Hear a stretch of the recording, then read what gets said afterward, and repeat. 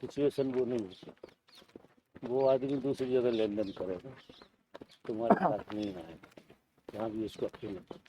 क्योंकि जब जन्म होता है किसी का, तो जन्म के साथ ही उसके सब संस्कारों का परिणाम आ जाता है। जो संस्कार उसने बनाए हैं पिछले जन्म में, तो मॉडल ऐसा तैयार हो जाता है।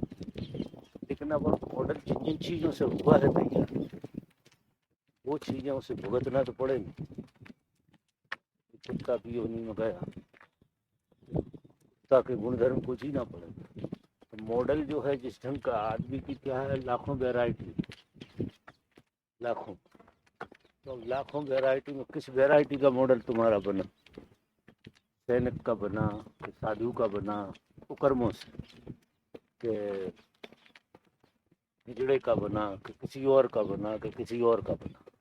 तो अब आप तो क्योंकि मॉडल की वजह से ये कर्म भोगने के लिए बाध्य हो ही गए, वो तो जन्म के साथ ही कर्म आ जाते हैं। कर्मों का जो मॉडल है वो बन जाता है पूरा का पूरा।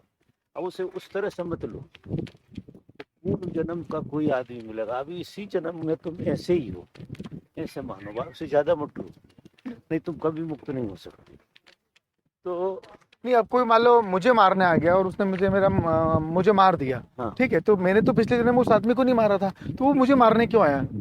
वो बुरा तो किसी और के साथ किया था। नहीं, वो प्रकृति उस तरह का खेल नहीं देखती। तो पर्टिकुलर व्यक्ति से ही तुम्हें करा है, तुमने किसी और को छोड़ दी, किसी और ने तुम्हें छोड़ दी, और किसी और ने उसे छोड़ दी, सब अंधेरे में रहता है। क्योंकि उस माया जाल में तो सभी का ही हो जाती है। आप किसके साथ व्यवहार कर रहे हैं या कौन आपके साथ व्यवहार कर रहा है, वो उस माया जाल में वैसा नहीं लिखा होता पर्टिकुलर। वो माया जाल में सब एक से ही प्रवृत्ति से देखा जाता है कि वो आदमी आपकी प्रवृत्ति का है जो तुम्हें छूट कर रहा, बस इतना ही। वो पूर्व जन्म से कुछ लेना देना, वो तो पूर्व जन्म की वजह से उसका मॉडल तैयार हो गया। ऐसे समझ, ये जरा समझना मुश्किल है जो मैं कह रहा हूँ। और प्रकृति बड़ा धोखे में रखती है कि कर्म तुम खराब किसी और के साथ करते हो, सजा किसी और के साथ भुगतते हो। मजा देखो। और अगर ऐसा ना हो तो चोट ज्यादा ना पड़े, ऐसा साफ हो जाए कि हमने इसकी चोरी की, इसने हमारी चोरी की, तो इतनी पीड़ा नहीं होगी। लेकिन तुमने इसकी चोरी की और इसने तुम्हारी चोरी नहीं की, इसकी तकलीफ उससे ज्यादा होगी। क्योंकि क्या होता है कि प्रकृति सब कुछ अंधेरे में रखती है। यह सब पर्टिकुलर आदमी आके खड़ा होगा वही का वही, ऐसा नहीं है। लेकिन उस प्रवृत्ति का आदमी खड़ा हो जाएगा दूसरा, जो आपसे वैसा व्यवहार करेगा, उसका मॉडल वैसा तैयार हुआ। नहीं आ रही समझ में? हाँ, क्या? तो जो मॉडल तैयार होगा या जो आदतों का जाल का पैटर्न उससे लेके जो तुम पैदा होगा, हुए, बस उससे ही। ऐसी आदतों के जाल से वो पैदा हुआ। पर्टिकुलर वही आदमी है ऐसा नहीं है, क्योंकि यहाँ तो लाखों लोग हैं। अब लाखों लोग में उस तरह की फ्रिक्वेंसी जिसकी होगी वो टकरा जाएगा तुमसे। हाँ, वो जरूरी नहीं है कि वही आदमी। बाबा एक आदमी किसी ने मान लीजिए पांच छह लोगों को मारा इस जन्म में, वो अगले जन्म में वो मॉडल हत्यारे का लेके पैदा होगा, तो उसकी सजा? उसकी सजा कोई ऐसे ही देगा जो आदमी, दूसरा आदमी 10-12 को मारने वाला वो देगा। पर लेन देन पूरा होगा बाबा। लेन देन तो पूरा होगा, उसे तो सिर्फ होश से ही मिटाया जा सकता है। होश से कैसी प्रक्रिया है, क्या सब लेन देन बराबर कर देती है? होश क्योंकि मतलब आपने ध्यान में बैठे। ध्यान, चढ़ाई पिटा दी ना आपने, मॉडल को बदल दिया। अब यहाँ क्या है कि जो प्रकृति ने हमको मॉडल दिया है, उस मॉडल को रूपांतरित करना। क्योंकि उसकी सजा भोग के तो आप यहाँ आ ही गए हो कायदे से। अगर आप जागते नहीं हो तो सजा की सजा भोगोगे, क्योंकि तुम्हारा मॉडल उस तरह का बना। कायदे से तो सजा तुम्हें मिल ही गई, लेकिन तुम सजा में हो इसका पता कैसे लगेगा? तो बाहर से लोग फिर मारते रहते हैं तुम्हें, उससे जो पता लगे कि तुम जहाँ खड़े हो वहाँ सजा भोग रहे हो, ये सही जगह नहीं है, तो बदलाहट आएगी, फिर रूपांतरण की बात चालू हो जाएगी। तो आदमी सिर्फ कर्म से मुक्त जाग के हो सकता है। चाहे उसने अब अग्निवाल ने कितने कर्म किए, लेकिन वो जाग गया, वो सब कर्मों से मुक्त हो गया। लेकिन बाबा कुछ लोग होते हैं जो अच्छा मॉडल लेके पैदा होते हैं और सेवा करते हैं या प्रेम में जीते हैं, लेकिन फिर भी वो दुख पाते हैं। तो फिर ये कौन सा मॉडल हुआ? कैसे कहोगे कि वो अच्छा मॉडल लेके पैदा हो? उसके आचरण और कर्मों को देख के लगता है ना बाबा। कोई आचरण से कोई फर्क नहीं पड़ता। कभी कभी ऐसे डरे हुए लोग और बैसे हुए लोग होते हैं जो अपने को ओढ़ने के लिए दूसरों की सेवा करते हो, कुछ भी करते हो, भीतर उनके ही सच पक्का आदमी गला काट आवरण वो अपना बना के रखते हैं। तो आदमी को बाहर से देख के आप कुछ पता नहीं लगा सकते। वो तो जो घटना घट रही है वही घटना सही है। तो मॉडल को चेतना बोल सकते हैं क्या बाबा? मॉडल को ये हर जन्म में जो ये हाँ, जो मॉडल डेवलपमेंट चल रहा है एक के बाद एक, वो चेतना ही हुई ना वो बाबा? आपकी चेतना विकसित हुई उतनी, आखिर विकसित ही हो रहे हो तुम इस मॉडल में भी। एक कदम आगे तो बड़े ही हो। पर है तो वही चेतना ना, वो जो श्रृंखला चली आ रही है वही वो तो। वो जो आपने एक बार पुनर्जन्म के लिए भी मना किया कि वो नहीं होता है, वो तो सिर्फ स्मृति को ही कैच कर लेता है, तो वो भी तो मॉडल बनता है। और मॉडल बनता कैसे? हमारे पास अगर देखो नहीं, आपने पुनर्जन्म के लिए मना किया था कि नहीं होता है। नहीं, पुनर्जन्म बिल्कुल नहीं होता। पुनर्जन्म पर ये चेतना तो आ रही ना श्रृंखला में बाबा, बिल्कुल आ रही है। तो कुछ हमारा पुनर्जन्म थोड़ी हो रहा है, तो हमेशा नए हो। अच्छा, उस दृष्टि में, उस दृष्टि से। और अभी देखो तुम्हें एक बात कि तुम पैदा हुए जब से अभी तक, पैदा हुए जब से जितनी चीजें घटी में तुम पे घटी, लेकिन तुम तो वही हो। तुम्हें क्या फर्क था? और चीजें कितनी घट गई, लेकिन तुम्हें कोई फर्क पड़ा क्या? तुम वही हो जो 10 साल पहले थे। बाहर के परिवेश से बंद करो आप अपने को, तो तुम अपने होने को तो वही अनुभव करोगे कि तुम वही हो। मान लो तुम सुनील हो, चलो ठीक, सुनील में क्या घट बढ़ गया है? कुछ नहीं घट बढ़ गया। हाँ। सुनील की पर्सनालिटी में घट बढ़ सकता है, सुनील में क्या घट बढ़ गया? सुनील तो वही, लाख जन्म ले लो तो भी सुनील वहीं खड़ा रहे, का तो कुछ लेना देना है ही नहीं। अब ये जितने परिणाम आते हैं वे सुनील का जो पिंजरा है उस पे आ रहे हैं।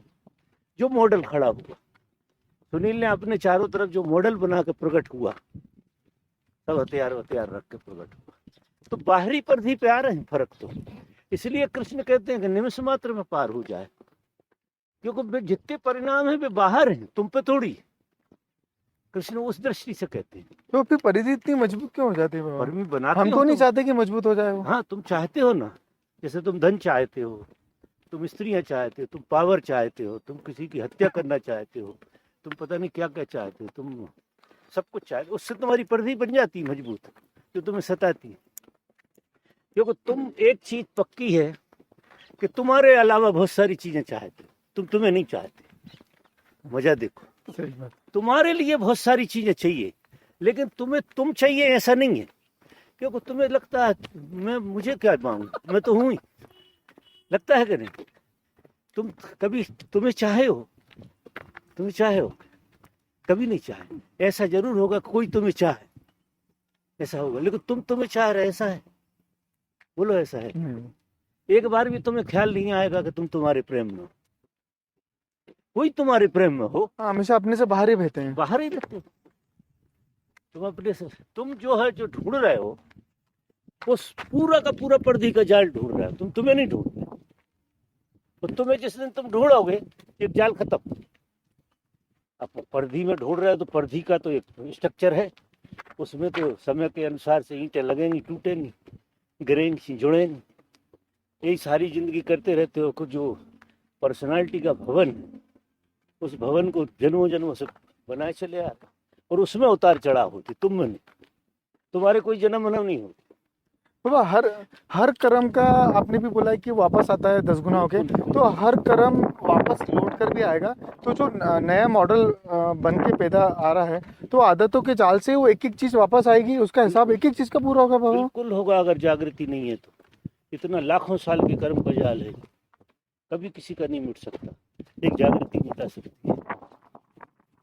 तो अंधेरे में तुम कुछ भी करते रहो, अंधेरे में सब चीजें कुछ भी बनाते रहो, कोई मूल्यवान नहीं। प्रकाश के बिना कुछ चलने वाला नहीं। तो जागो। जागने के अलावा आनंदित होने का कोई उपाय नहीं, क्योंकि जागे तो तुम आनंदित हो ही।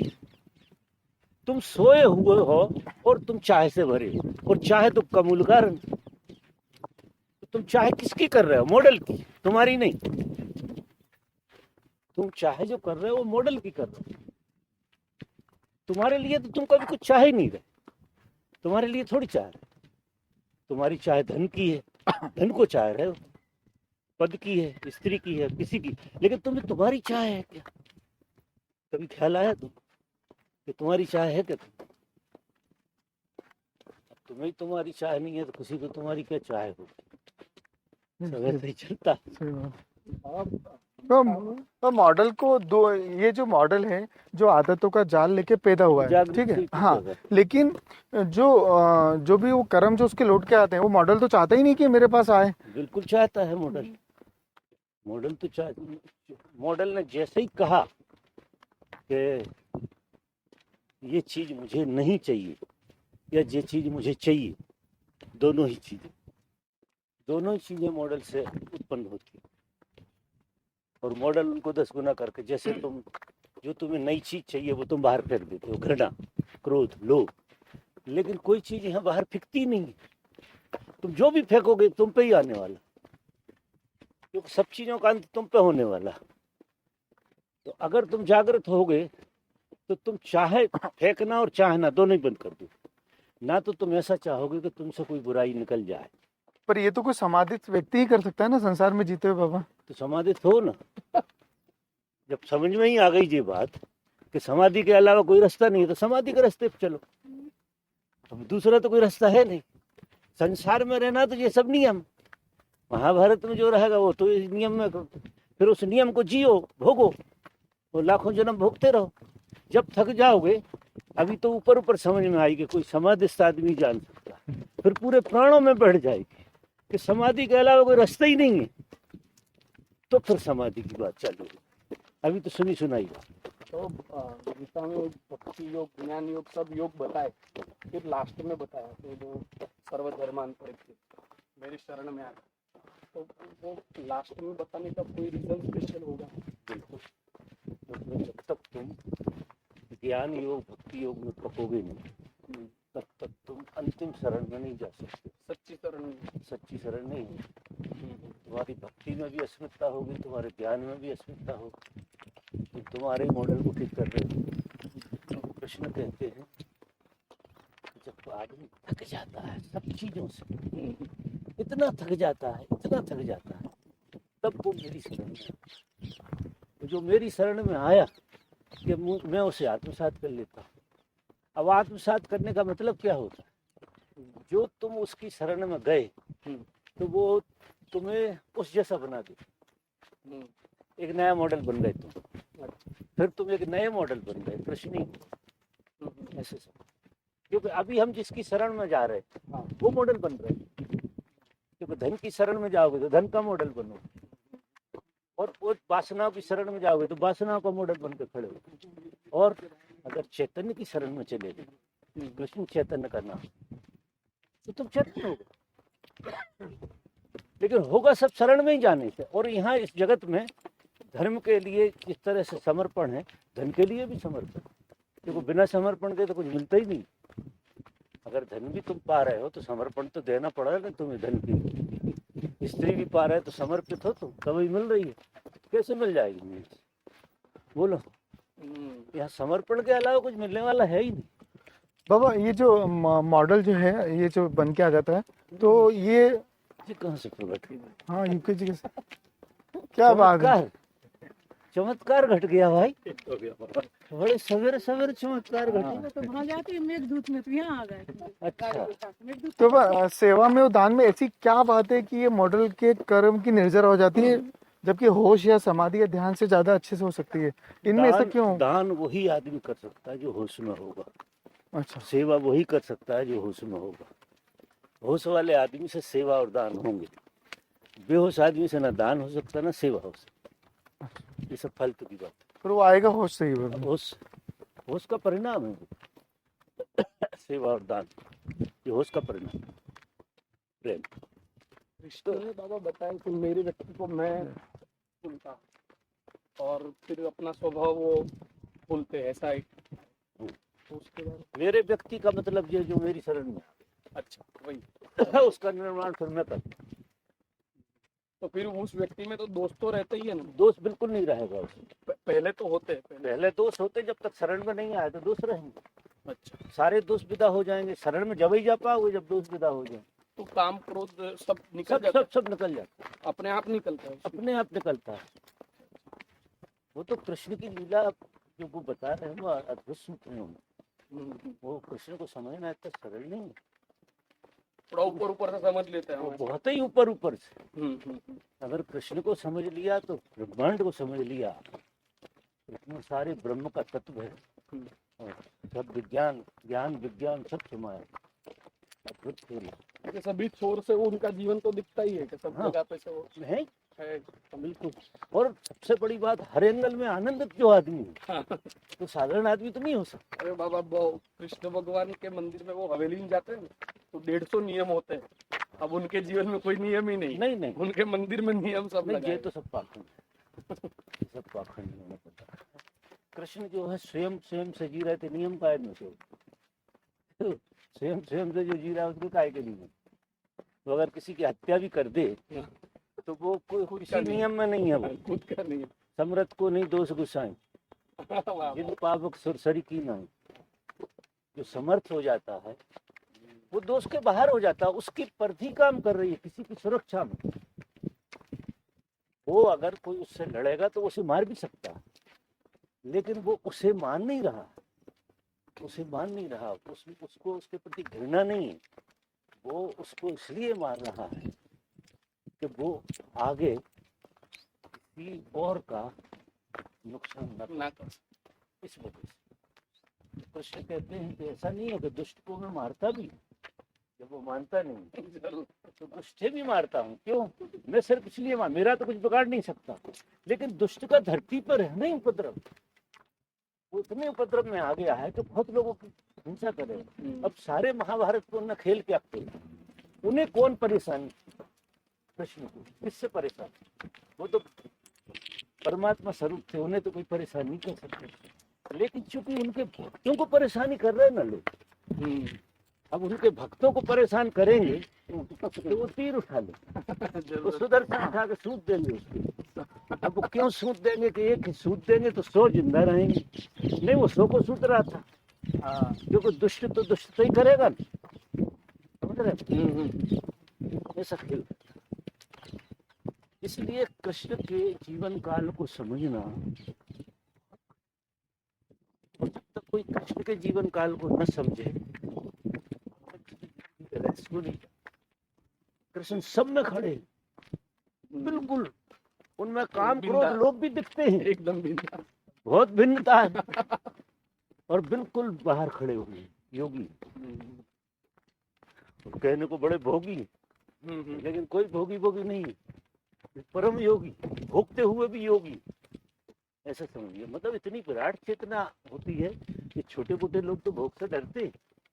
कृष्ण जैसा आदमी जबरदस्त। वो भोग भी क्या बिगाड़ेंगे उसका? इतनी जागृत चेतना है, वो क्या किसी को मार दिया तो कोई हत्या लग जाएगी? समर्थ को नहीं दोष गुस्सा, वो वाला मांगता।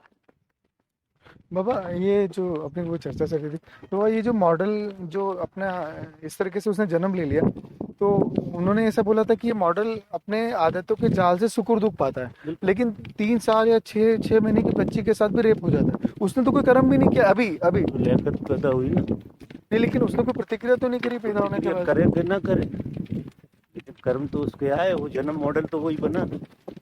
इतना ज्यादा गड़बड़ रहा होगा, वो खेल हुआ। तो फिर वो आदतों के जाल का पैटर्न का इस लड़की के साथ क्या ताल्लुक तो रहा? आदत लेके ही तो जन्मते हैं, मॉडल तो उसी सब है। हाँ। बाबा अपने दान की जो बात, दान और उसकी बात थी, तो उसमें क्या होता है, पहले हम एकदम नेचुरली करते हैं, मगर जब सुन लेते हैं ये करने से होता है, तो फिर ऐसा लगता है कि कहीं लालच नहीं जुट जाए। तो ज्यादातर तो लालच नहीं करते, लालच में ही करते होते पहले से। दान जो है उसको सोच नहीं होना चाहिए। दान नहीं करता, दिया नहीं कर रहा, दान से अपेक्षा नहीं रखनी। दान करके तुमने जो दान की प्रवृत्ति आई तो तुमने दान किया। सबसे ज्यादा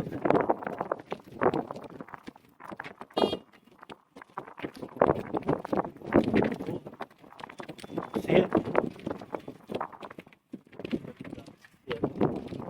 लेकिन अपना दान करना आनंद इससे ज्यादा मुश्किल।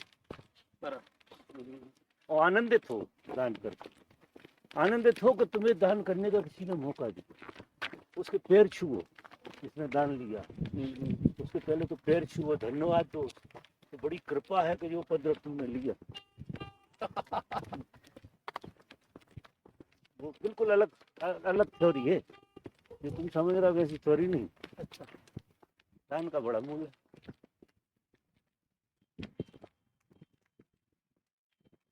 मगर ऐसे भी जब तक ना बैठे तब तक करते रहो अपने हिसाब से। चल